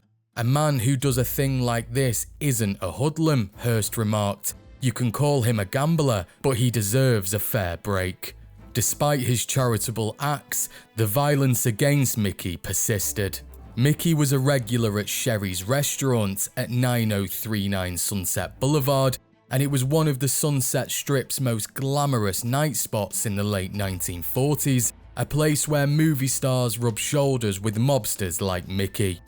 On July the 20th, 1949, those stars learned just how dangerous that mix could be. At 3:55 AM, Mickey Cohen and his party were leaving Sherry's when gunfire erupted across Sunset Boulevard. The scene resembled a real-life Warner Brothers movie, bullets flying, civilians caught in the crossfire, and chaos spilling into the night. Dragner's men had launched another attempt on Cohen's life, and the attack struck indiscriminately. Amongst the wounded were Cohen himself, his bodyguard Neddy, reporter Floribel Muir, actress Dee David, and Harry Cooper, a bodyguard assigned to Cohen by Frederick Hauser, the now second in command of the LAPD after the call girl scandal. It seemed that following Horrell's resignation, Mickey once again had the LAPD in his pocket, and that was exactly why Dragner and his men had turned the violence up to 11. Mickey survived, but Neddy was not so fortunate. He succumbed to his injuries a week later and was buried in his native New York. The senseless attack enraged the public with the amount of civilians in the crossfire, sending a clear message that even a man as powerful as Mickey Cohen was not untouchable. With Mickey recovering in the hospital under round-the-clock LAPD protection, Dragner and Roselli turned their attention to weakening the wider Cohen organization. Frank Nicoli, a trusted bodyguard and collector for Cohen, became an immediate target. Following Dragner's orders, Jimmy Fratiano approached Nicoli with an offer to switch allegiances, promising a place in Dragner's organization. Nicoli refused, and so, on February 9th, 1949, Fratiano and another Dragner enforcer, Joseph DiPolito, carried out their orders, strangling Nicoli to death in cold blood. The attacks didn't stop there. David Ogle, another key enforcer and bookmaker in Cohen's crew, vanished on October 5th, 1949. His body was never recovered, sending a chilling message to anyone still loyal to Cohen. By this point, Dragner had eliminated 4 of Cohen's highest-ranking lieutenants in just over a year, and Mickey, still recovering from the assassination attempt outside Sherry's, was powerless to retaliate. Yet, just days after his return from the hospital, Dragner and Roselli refused to relent, and another attack struck. In the early hours of February 6th, 1950, a security alarm awakened Mickey and Lavon at their Brentwood home. Mickey sprang from his bed in his yellow pajamas, shotgun in hand, as a massive explosion tore through the house. Walls crumbled, windows shattered, and debris flew through the air. Next to the house, police later found a crater 8 inches wide and 3 inches deep, the unmistakable mark of a homemade bomb. The attack, built with multiple sticks of dynamite, lasted less than 20 seconds. Remarkably, Mickey emerged unharmed, along with Lavon and their beloved bulldog Tuffy. His $3,000 electric eye warning system had failed to detect the intruders. The neighborhood quickly became a chaotic scene, with the police, press, Mickey's associates and curious neighbors converging on the house. The LAPD instituted round-the-clock surveillance of the property. The Dragner family attempts on Mickey's life were deeply unpopular, particularly among East Coast mob bosses who viewed such reckless violence as bad for business. At a time when Senate investigations into organized crime were being proposed, the Dragner family's actions earned them derisive nicknames, including the Mickey Mouse Mafia, in both the press and criminal circles nationwide. The LAPD gangster squad, now fully aware of Dragner's role in the war, moved to question the man himself, Jack Dragner.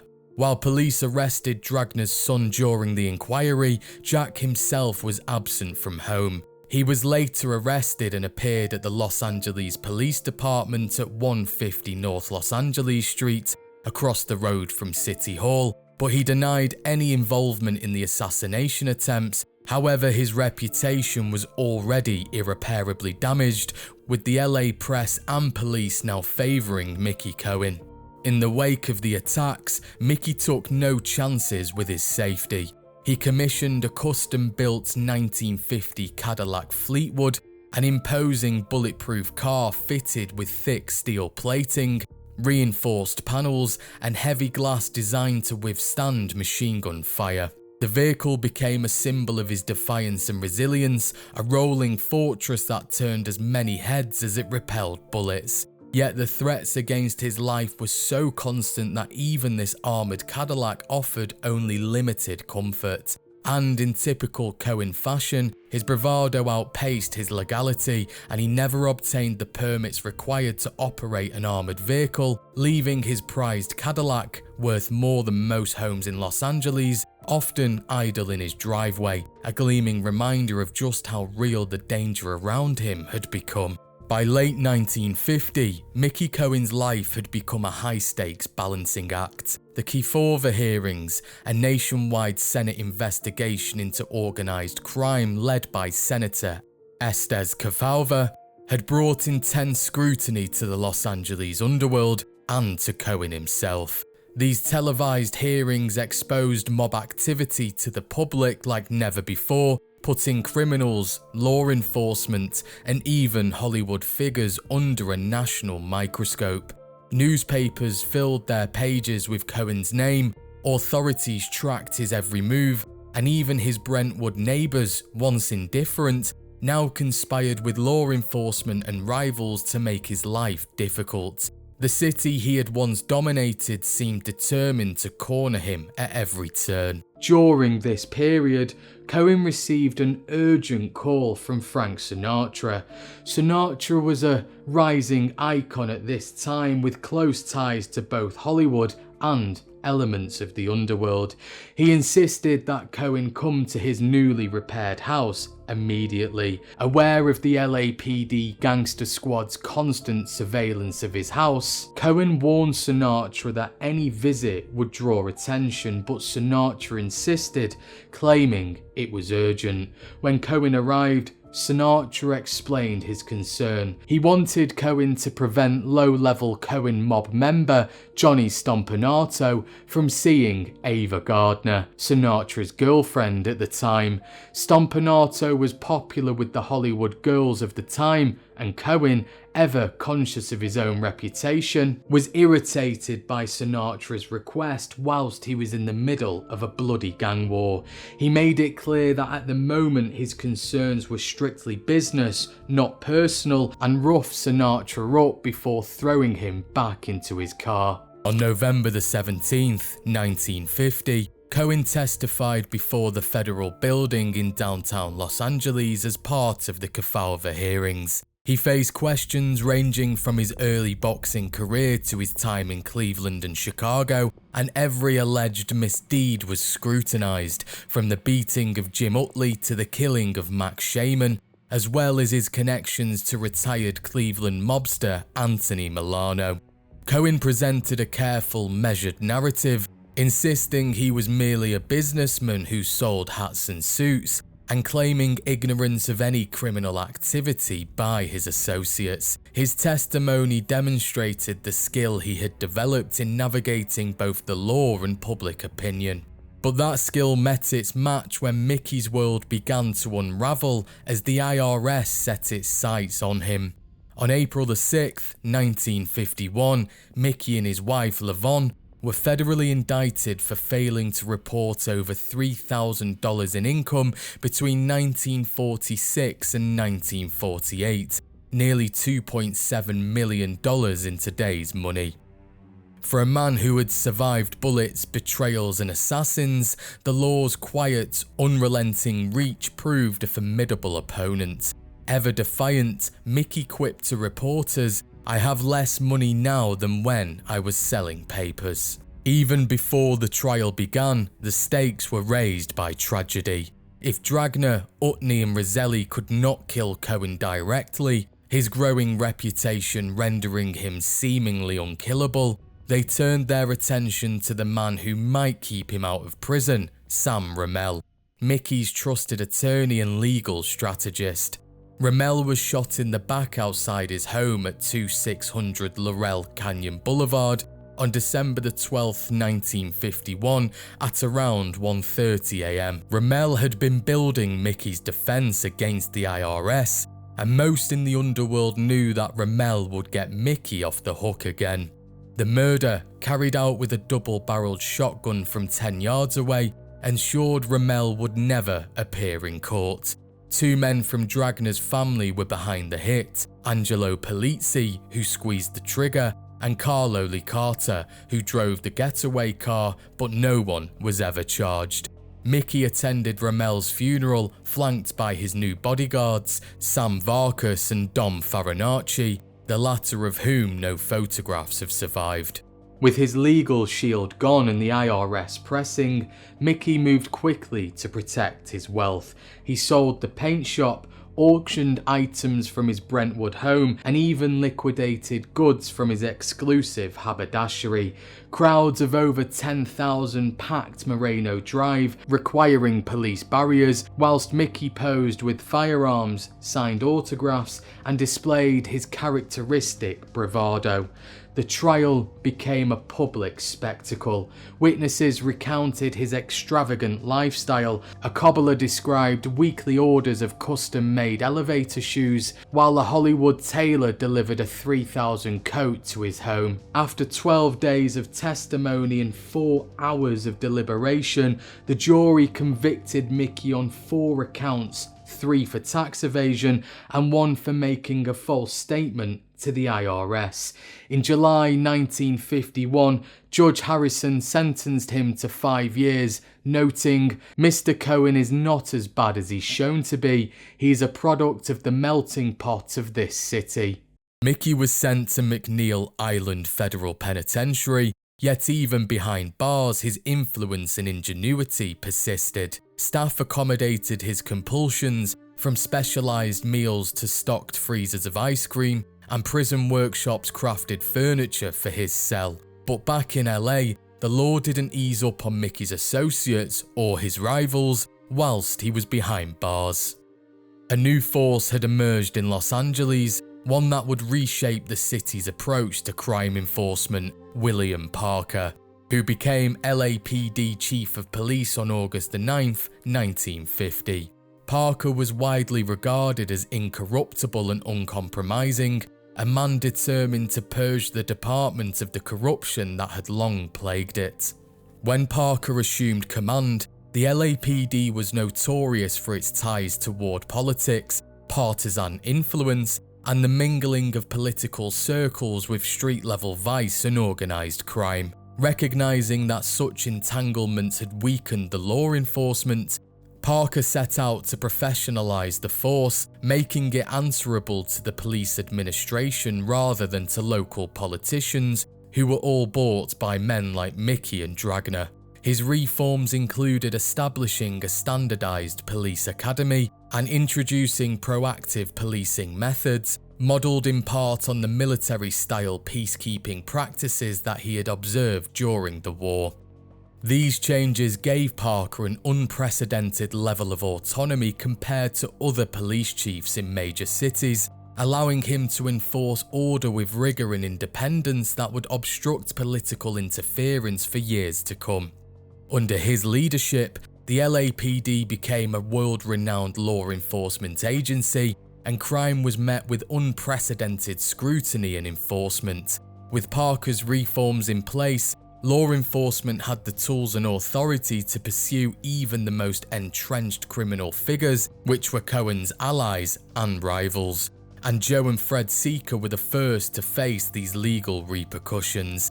In late 1952, they were arrested for operating the gambling den in the basement of Savoy's, each receiving a 1-year county jail sentence for bookmaking.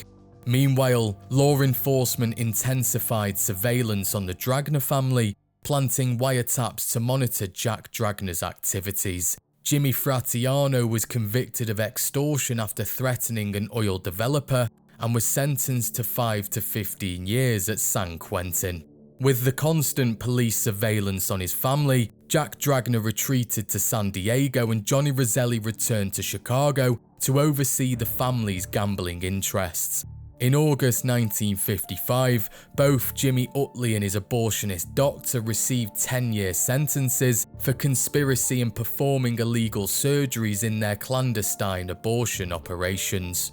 After serving 3 years and 8 months, 42-year-old Mickey Cohen was released from McNeil Island on October the 9th, 1955, under conditional probation until the following August. Despite speculation that he might flee to Las Vegas, even with a rumoured $45,000 bounty on his head from Jimmy Utley and Jack Dragner, Mickey returned to Los Angeles, determined to reclaim his life.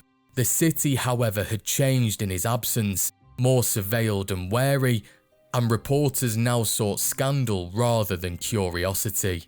For the first time in decades, Mickey realised that discretion would be his most vital weapon. The first year back was a quiet period of reflection and routine. Freed from courtrooms, constant law enforcement scrutiny, and assassination attempts, he focused on the mundane, walking his bulldog Tuffy, enjoying coffee on his Brentwood patio, and observing a city that was quickly transforming around him.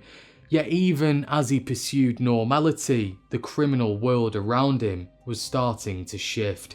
While Cohen was inside, Dragner and the Los Angeles crime family had absorbed his businesses, claiming the Sunset Strip and consolidating control over the city. Associates from Cohen's former operation, including Starkus, defected to the Dragner gang, and now, in a personal blow, Starkus married Mickey's estranged wife, Lavon, in 1959. Mickey's crown of the King of Los Angeles had firmly been passed to Jack Dragner. By late 1955, however, Cohen had become an international celebrity.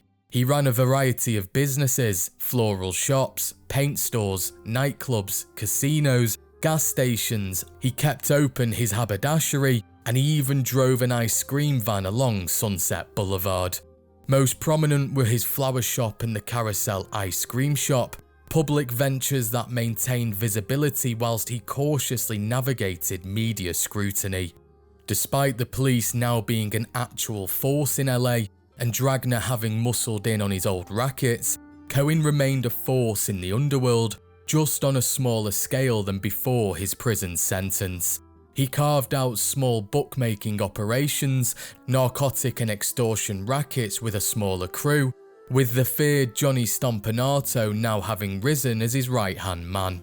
Stompanato was born in Woodstock, Illinois in 1925 and served with the US Marines during the Second World War before drifting into Mickey's mob around 1949. Handsome, impeccably dressed and quick-tempered, Stompanato became both Mickey's chief enforcer and bodyguard upon his release from prison. Trusted to handle sensitive business and protect his boss from would-be assassins. His good looks and charm soon caught the attention of Hollywood's elite, and in 1957 he began a tumultuous relationship with actress Lara Turner, one marked by jealousy and violence.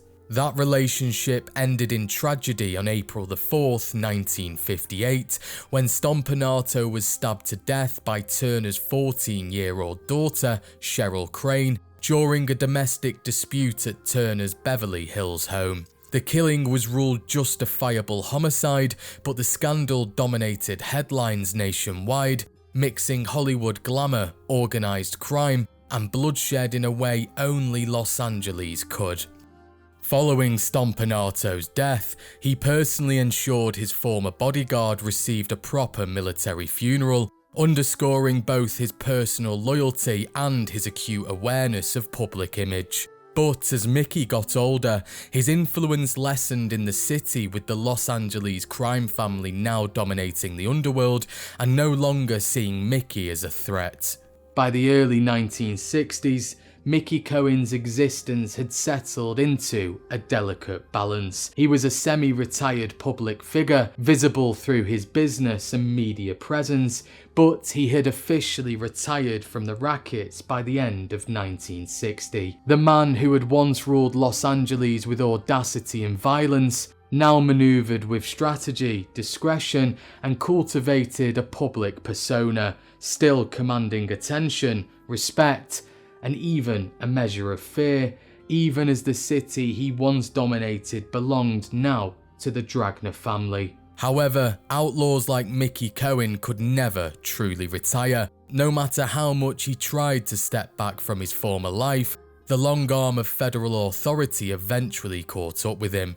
With organised crime now a national priority, Attorney General Robert F. Kennedy sent special assistants to Los Angeles, tasked explicitly with bringing Cohen to justice. On May 2nd, 1961, his second tax trial began. Over 41 grueling days, more than 100 witnesses testified, hundreds of documents were examined, and the prosecution sought to prove that Cohen had evaded taxes since 1956. The marathon trial ended with a conviction on 8 counts of income tax evasion and a 15-year sentence in Alcatraz, the harshest punishment ever handed down for tax violations at the time, a fate previously endured only by Al Capone. Remarkably, Cohen became the only inmate in Alcatraz history to make bail, with his bond signed by US Supreme Court Chief Justice Earl Warren. Cohen publicly protested, insisting that his notoriety, rather than the magnitude of the crime, had made him a target. Alcatraz proved every bit as brutal as its reputation suggested. Cold cells, rigid routines, and relentless psychological pressure tested every inmate. Cohen, with his obsessive tendencies, found the environment especially punishing. But as Alcatraz was nearing closure, he was transferred to the federal penitentiary in Atlanta, Georgia, just 12 months after. Atlanta brought new dangers. On August 14, 1963, inmate Burl McDonald attacked Cohen with a lead pipe, leaving him with permanent brain damage and paralysis on one side of his body. Extensive neurosurgery followed, including the insertion of a steel plate to replace damaged skull bone. The attacker received an additional 10-year sentence, while Cohen filed a landmark lawsuit against the federal government, arguing that the prison had failed to protect him. Requests for medical parole were denied, forcing him to endure harsh conditions while navigating the political and legal minefield of federal incarceration. Cohen's time behind bars also saw him speak out against prison abuse, demonstrating that even in confinement, he retained his boldness and influence. His heavily armoured Cadillac, a symbol of his status and power during this period, was confiscated by the Los Angeles Police Department and now resides in the Southwood Car Museum in New Zealand. After more than a decade behind bars, Cohen was finally released from the Atlanta Federal Penitentiary in 1972 at the age of 58. By this time, he had been misdiagnosed with an ulcer, which later proved to be stomach cancer. After undergoing surgery, he began touring the United States, making television appearances, including one with former Attorney General Ramsey Clark, and reasserting his presence in public life. Upon his release, Los Angeles had changed dramatically. Countercultural movements had emerged, the city had grown more diverse, and many of his old associates were gone. He sought a quieter life, careful to avoid public attention, yet his knowledge of the underworld and strategic acumen remained formidable. Even in semi-retirement, Cohen remained engaged in high-profile matters. In 1974, he offered his assistance in the Patricia Hearst case, meeting with her parents to propose potential strategies, which the press lapped up. Nothing tangible came of it, but it proved that he was still a figure in Los Angeles. Mickey spent his remaining years travelling sparingly with friends, strictly observing parole conditions and finally settling his lifelong disputes with the IRS.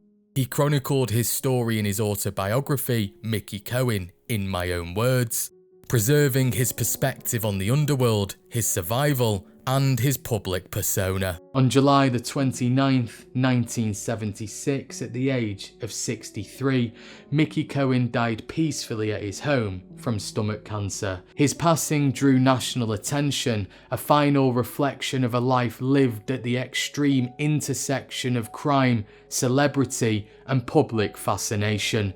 He was laid to rest at Hillside Memorial Cemetery in Culver City, his plaque reading, "Our beloved brother, Maya Harris Cohen." In life and in death, Mickey Cohen remained emblematic of mid-century America, a man of ambition, audacity, and enduring infamy.